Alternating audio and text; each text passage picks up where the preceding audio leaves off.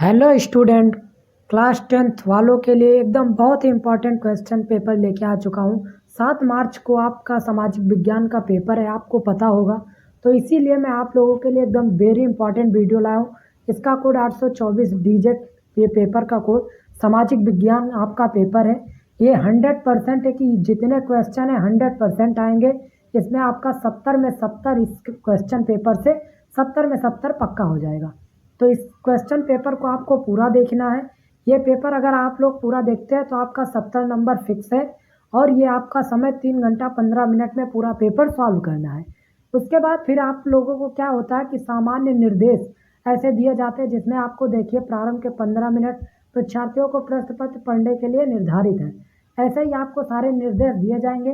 Video को पूरा देखना, स्किप करके मत देखना, आपको अच्छे से समझ में आ जाए। तो यहाँ से आपका चालू होता है असली पेपर, खंड वस्तुनिष्ठ प्रश्न बहुविकल्पीय प्रश्न। ये 20 नंबर का आपका प्रश्न है। इसमें आपका पहला क्वेश्चन, यंग इटली सोसाइटी का संस्थापक कौन था। तो इसमें आपको बताना है कि कौन था इसका पूरा सॉल्यूशन। तो ये आपका नहीं, बी भी नहीं है आपका। फिर आपसे सी काबुल, ये भी आपका नहीं है। डी मेजनी जो है आपका एकदम करेक्ट ऑप्शन है। तो ऑप्शन क्वेश्चन नंबर 1 का। उसके बाद क्वेश्चन नंबर 2 क्या है, नेपोलियन का संबंध किस देश से था। नेपोलियन का संबंध किस देश से था। Option number C France. कहाँ से था, फ्रांस से। तो सी आपका एकदम राइट आंसर है। फिर आते हैं क्वेश्चन नंबर 3, करो या मरो का नारा किसका था। करो या मरो का नारा किसका था, ये बहुत इंपॉर्टेंट क्वेश्चन। तो इसका answer Mahatma Gandhi, option number D एकदम करेक्ट ऑप्शन है। उसके बाद आते हैं क्वेश्चन नंबर 4, सबने अवज्ञा आंदोलन कब चलाया गया। सबने अवज्ञा आंदोलन कब चलाया गया, तो ये ऑप्शन नंबर सी 1930। कब चलाया गया था, 1930 में चलाया गया था प्यारे बच्चों। फिर क्वेश्चन नंबर 5, 1929 में आर्थिक महामंदी का मुख्य कारण क्या था। तो क्या था इसकी वजह, मेन कारण जो था वो था कि कृषि क्षेत्र में अधिक उत्पादन। ऑप्शन नंबर ए, कृषि क्षेत्र में अधिक उत्पादन, इसकी वजह से क्या हुआ था, आर्थिक महामंदी बढ़ गई थी। उसके बाद फिर हम आते हैं क्वेश्चन नंबर 6 पर। क्वेश्चन नंबर 6, प्रांतीय प्रशासन का संचालन कौन करता है। जो प्रांतीय प्रशासन का संचालन तो कौन करता है, मुख्यमंत्री। ऑप्शन नंबर बी, मुख्यमंत्री क्या करता है, प्रांतीय प्रशासन का संचालन। उसके बाद क्वेश्चन नंबर 7, निम्नलिखित में से मिट्टी का प्रकार नहीं है। तो मिट्टी का प्रकार कौन सा नहीं है, तो आपको पता होगा, काली, पीली, लैटराइट, सीमेंट। सीमेंट मिट्टी नहीं है, तो आपका ऑप्शन नंबर डी, ये क्या है, एक मिट्टी नहीं है। उसके बाद 8 क्वेश्चन नंबर, कपास की खेती के लिए कौन सी मृदा उपयुक्त है। तो इसका एकदम वेरी इंपॉर्टेंट क्वेश्चन, और ए काली मिट्टी जो है आपका राइट आंसर है। उसके बाद आते हैं क्वेश्चन नंबर 9, सलाल बांध किस नदी पर बना है। तो ये सब जो क्वेश्चन है बहुत इंपॉर्टेंट है। सलाल बांध किस नदी पर बना है, तो चिनाब नदी।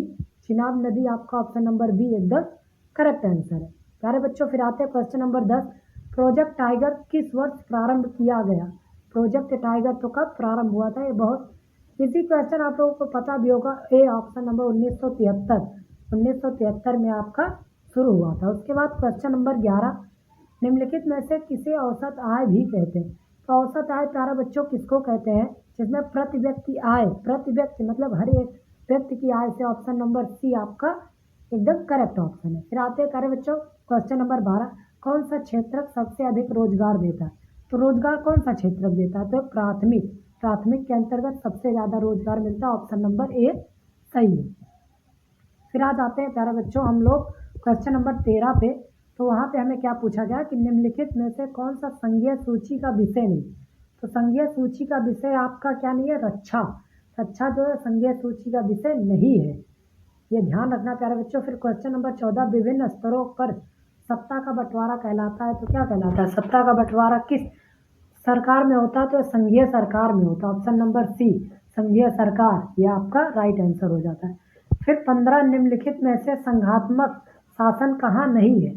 तो ये कहाँ नहीं है, ये आपका वहाँ नहीं है। Option number B Sri Lanka. Sri Lanka में क्या है कि वहाँ पर संघात्मक शासन नहीं है। तो आते हैं फिर क्वेश्चन नंबर 16 पे, श्रीलंका का ही आपका, इससे आपका 70 में 70 पक्का हो रहा है। तो वीडियो पूरा देखना, अच्छा लगे तो लाइक सब्सक्राइब जरूर करें।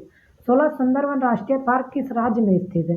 तो किस राज्य में, तो ये आपका सही हो जाए ऑप्शन नंबर सी पश्चिम बंगाल। पश्चिम बंगाल में क्या सुंदरवन राष्ट्रीय पार्क स्थित है। उसके बाद क्वेश्चन नंबर 17 देख लेते हैं। तो 17 में हमें क्या पूछा गया, क्वेश्चन नंबर 17 में निम्नलिखित में से कौन सा विकसित देश है। तो इसमें आपको विकसित बताना है, ब्राज़ील, भारत, फ्रांस, बांग्लादेश में कौन सा विकसित है? तो ये आपका France, France option number C जो है, ऑप्शन नंबर सी है, फ्रांस आपका क्या है, एक विकसित देश है। फिर आता है क्वेश्चन नंबर 18, औपचारिक ऋण सबसे अधिक किस वर्ग के लोगों को मिलता है? औपचारिक ऋण, औपचारिक ऋण क्या होता है? वो समृद्ध परिवार को नहीं मिलता, गरीब परिवार को भी नहीं मिलता, वो किसको मिलता है? वो मिलता है तो ऑप्शन नंबर सी, अमीर परिवार जो होते हैं उनको औपचारिक ऋण मिलता है। फिर उसके बाद हम लोग क्या करते हैं, क्वेश्चन नंबर 19, निम्न में से किसको कृषि एवं सहायक क्षेत्रक भी कहते हैं? ऑप्शन क्वेश्चन नंबर 19, निम्न में से किसको कृषि एवं सहायक क्षेत्रक भी कहते हैं? तो इसे इसमें से आपको बताना होगा इसमें सहायक क्षेत्रक कौन सा है। तो ये आपका ऑप्शन नंबर ए, प्रारंभिक क्षेत्रक जो होता है वो सहायक होता है, हर एक क्षेत्रक में वो कृषि से भी जुड़ा होता है और वो सहायक भी होता है। फिर क्वेश्चन नंबर 20, एगमार्क किन वस्तुओं के लिए प्रमाणिक चिन्ह है? तो ऑप्शन नंबर डी के लिए है, खाद्य पदार्थ के लिए। तो वीडियो यहाँ तक आज आप लोगों को मिल गया, उसके बाद का जो वीडियो है आप लोगों को कल वाले वीडियो में मिल जाएगा, उसमें आपको पूरा सॉल्यूशन मिलेगा। लेकिन देखना है तो उससे पहले हमारे चैनल को सब्सक्राइब करिए।